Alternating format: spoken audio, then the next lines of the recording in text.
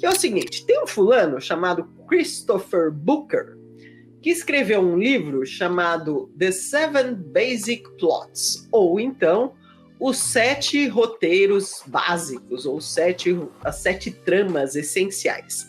E um livrão, calhamaço, se jogar na cabeça, machuca. Não tem português, mas tem inglês, para quem se interessar. E ele, né, leu, assistiu, ele pega muito exemplo de filme, muito exemplo de livro, muito exemplo de mitologia.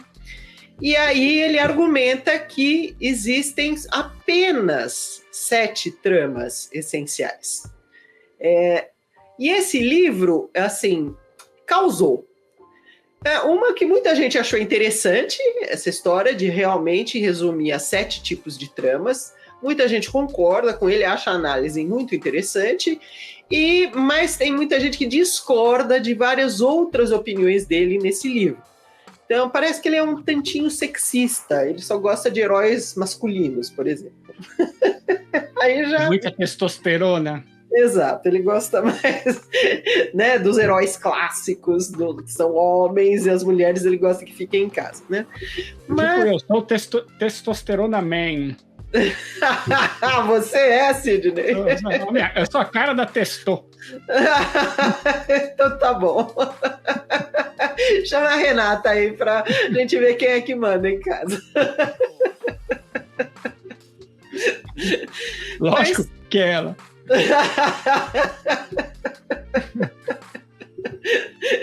Mas em todo caso, é assim, eu sempre li muita aventura, tal. Eu gosto de aventuras com homens, mas eu adoro também aventuras com mulheres, né? Então eu acho que o Christopher Booker nessa pisou no tomate, né? Mas a análise dele das tramas essenciais, quer dizer, a forma como ele dividiu toda a ficção do mundo em 7 tramas, eu achei interessante, então eu acho que vale comentar, né? Vamos ver o que vocês acham, mas vamos lá ver os 7 tipos. Antes disso, vamos ao que ele entende por ficção, tá? Ele é amigo lá né, a curva de tensão, os 3 atos, ele é amigo desse tipo de pensamento sobre a ficção. E ele acha que a ficção tem alguns componentes que se repetem muito. Eu acho assim, na literatura que é considerada mais literária, não tanto literatura de entretenimento, eu diria que tem sim esses elementos, mas que eles são mais disfarçados, não são tão claros. Enquanto que na literatura de entretenimento eles são extremamente claros. Que é, primeiro, toda ficção tem uma chamada para ação. Eu diria assim, é verdade. Né? O protagonista, ou a protagonista, tá lá de um jeito e acontece alguma coisa para sacudir.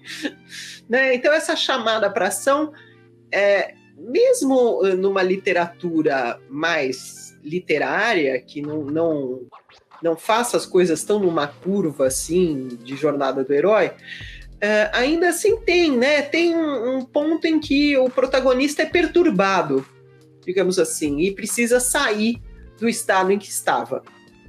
Então, esse seria o primeiro ponto em comum a toda a ficção. O segundo ponto em comum a toda a ficção, ele acha, e eu acho interessante considerar, né? Será que tem mesmo em toda? Que é o mentor. O mentor não precisa ser uma pessoa. O mentor pode até ser uma situação.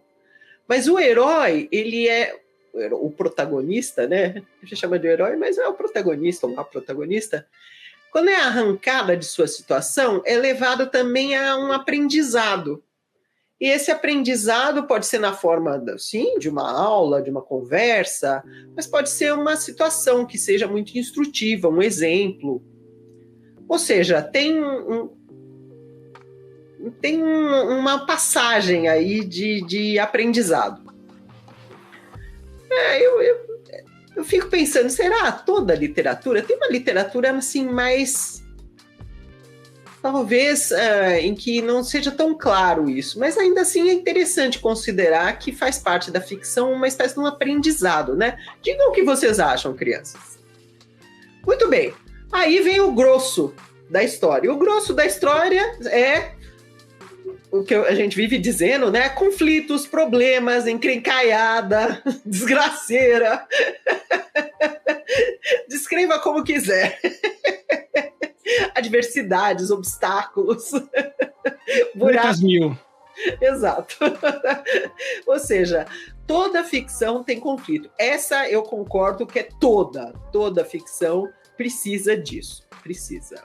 Ou a protagonista vai enfrentar algum tipo de problema, vai tentar resolver, nem sempre com sucesso, mas o carnaval de problemas, sim, fazem parte de uma curva de ficção. Senão não é ficção, né?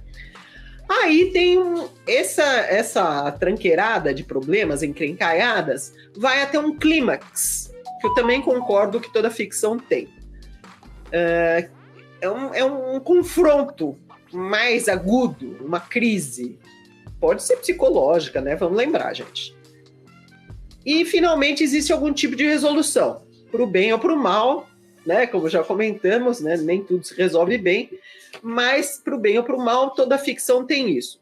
Então, desses 5 elementos que ele acha que toda ficção tem, eu teria dúvidas, assim, na literatura mais literária, se sempre tem um mentor. Mas os outros eu acho que sim. Digam o que vocês acham, né? Mas vamos lá. Né? Aí vamos às 7 tramas que ele acha que abarca tudo. Vou repetir o nome do autor, Christopher Booker, e o livro chama The 7 Basic Plots. Então vamos lá, as 7 tramas essenciais, eu vou dizer quais são e depois vou dizendo uma por uma como é que ela é, tá? Então, uma seria a vitória contra um monstro. A segunda seria da pobreza à riqueza, da desgraceira ao sucesso, né? A terceira, uma missão ou busca. A busca de um tesouro, a busca de algo importantíssimo. O quarto tipo de trama é uma viagem e retorno. Esse é o Paulo Coelho, né? Pois é. Eis aí, já de cara, né? Vamos depois, uma por uma, e a gente vê os exemplos, né? O quinto é a comédia. Interessante que ele separa a comédia, mas eu vou comentar um por um para a gente ver os tipos de trama, como é que elas funcionam. O sexto seria a tragédia e o sétimo seria o renascimento do herói. Então, o Christopher acha que toda a ficção que é escrita cai em alguma dessas tramas. Algumas misturam mais de um elemento, né? Você pode ter uma viagem e retorno com tons de comédia, tipo o Guia do Mochileiro das Galáxias. Tá? Mas o argumento dele é que a ficção costuma ter, a trama ter uma característica principal. Agora, por que eu acho interessante a gente conversar sobre isso e pensar sobre isso? Porque é um argumento dele que eu acho sensacional, e de várias pessoas que leram o livro, né? Que é o seguinte: se tantas e tantas e tantas histórias e mitologias e tal seguem esses roteiros, são roteiros que funcionam. Né, crianças? Então é interessante entender, porque se você está escrevendo uma história e você está meio na dúvida como é que você vai desenrolar,